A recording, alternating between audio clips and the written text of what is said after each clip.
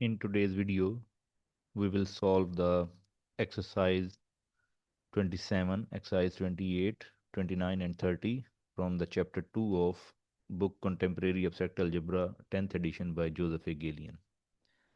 We start with the question 27.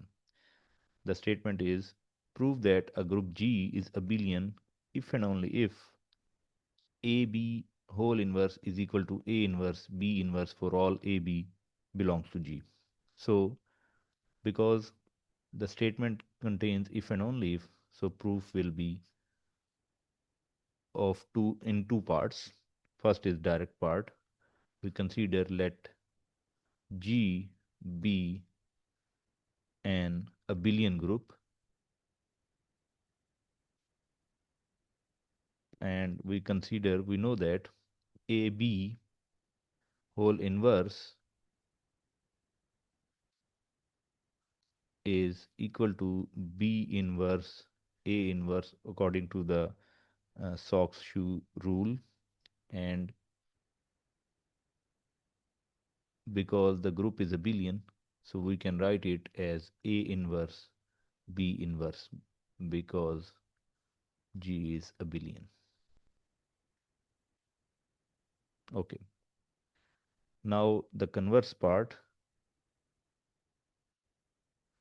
we consider that AB whole inverse is equal to A inverse B inverse for all AB belongs to G.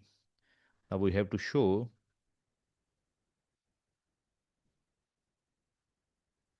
that G is abelian. We consider AB whole inverse is equal to A inverse B inverse for all AB belongs to G. We know that. Now AB whole inverse, and according to the Sock's shoes property, this A inverse B inverse is actually equal to BA whole inverse for all AB belongs to G. Now taking inverse of on both sides, we get BA is equal to AB for all AB belongs to G. This means G is abelian. Okay. Question 28. Prove that in a group G, if we take the inverse of A, we will get again the original element A. Solution. Let A belongs to G is any arbitrary element of G. Because G is group, then A inverse must belongs to G. Okay, now we know that if we get identity by multiplying two elements of group, they are inverse of each other. So now if we take A inverse to raise power inverse with itself, we get E. We have taken an element A inverse and we multiply this A inverse with its inverse. We will get identity. Now multiplying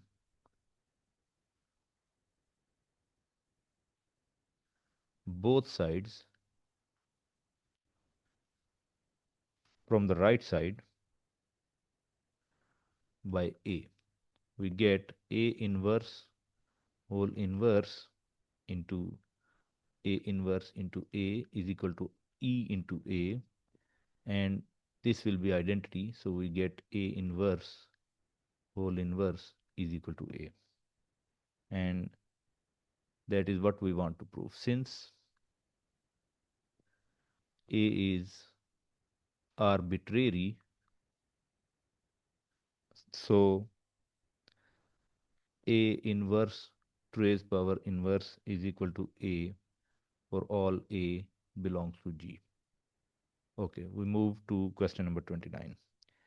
The statement is for any element A and B from a group and say integer n, we have to prove that A inverse B A whole raised power n is equal to A inverse B n A.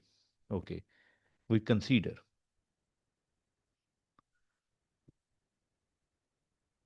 A inverse B A whole raised power n is equal to, we can write it as A inverse B A inverse B A up to so on A inverse B A inverse B A n times, because power was n. So this is n times. And we see that between every two B's, we get A inverse.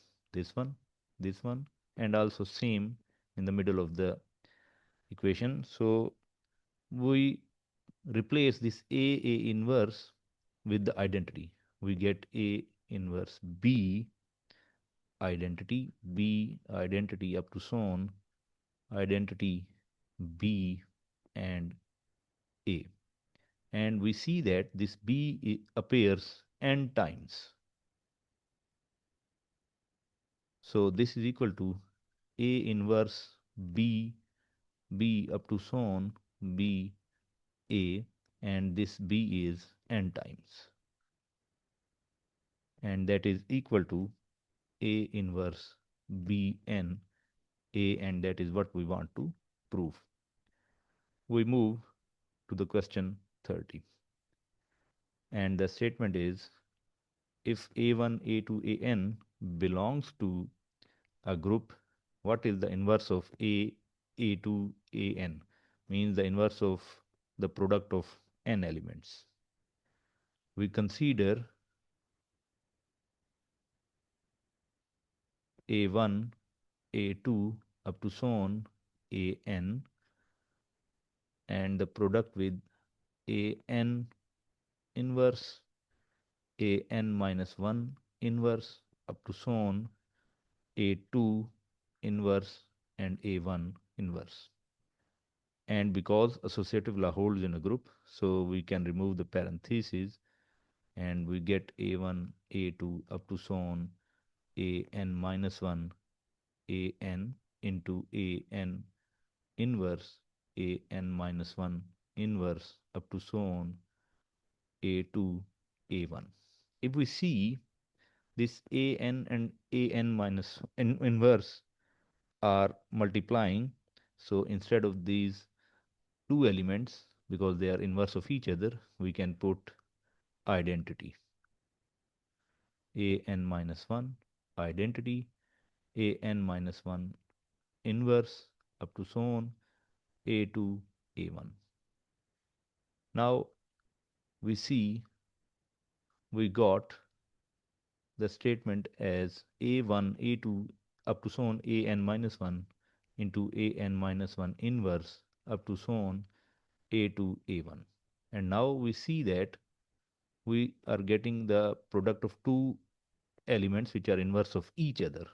So in this way, we will continue, means A1, A2 up to so on An minus 2 identity An minus 2 inverse up to so on A2 A1. And in this way, we will get A1 A1 inverse, which is equal to identity. So this implies that the inverse, now we see that the product of these two larger elements is identity. So A1, A2 up to so on An inverse is equal to An inverse An minus 1 inverse up to so on A2 inverse and A1 inverse. So that is what we want to prove. That's all about this video. Thank you.